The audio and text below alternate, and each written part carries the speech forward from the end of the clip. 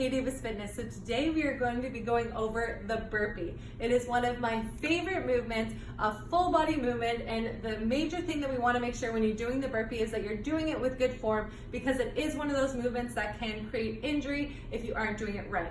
So I'm going to go over from start to finish. I'm going to show you a classic burpee. I'm going to demonstrate one first, and then I'm going to kind of break it down for you guys.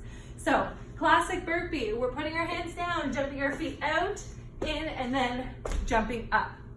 So first part of the movement, we want to make sure when you're placing your hands down that your shoulders are always over top of your wrists. So a common mistake that I see is that people will actually jump out and their shoulders are far back, not over top of the wrist, and that's going to then tend to lead the lower back to arching, which we don't want to do.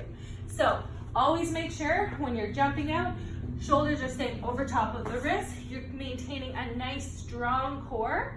Okay, so from here, we're gonna then be jumping the feet in. And I always like to jump wide, because a lot of people, if you have tight hips, jumping your feet in is gonna be really challenging. And one of the biggest mistakes that I see when people are doing this part of the movement is that they'll jump in, knees are gonna be caving in. I'll turn this way, so knees are caving in and they're up on their toes. So this is a really bad position to be in for the knees. It's putting a lot of stress on the knees. So instead of doing this, we wanna jump the feet wide. So if I were to stand up in this position, I'm pretty much in a perfect squat position. So from here, you're just jumping up. So again, coming down, nice strong core, shoulders over the wrist, jumping the feet wide, and then jumping up.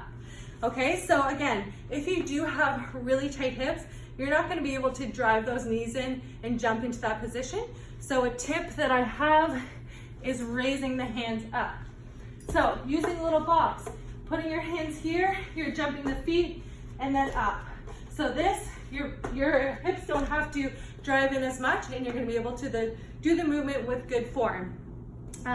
If you're looking for a more advanced movement, the next option would be going down to the ground, which I say is kind of, I call it burpee to the ground, or it's like a CrossFit burpee. So you're jumping down, you're touching your chest all the way to the ground, and then jumping the feet in and wide again.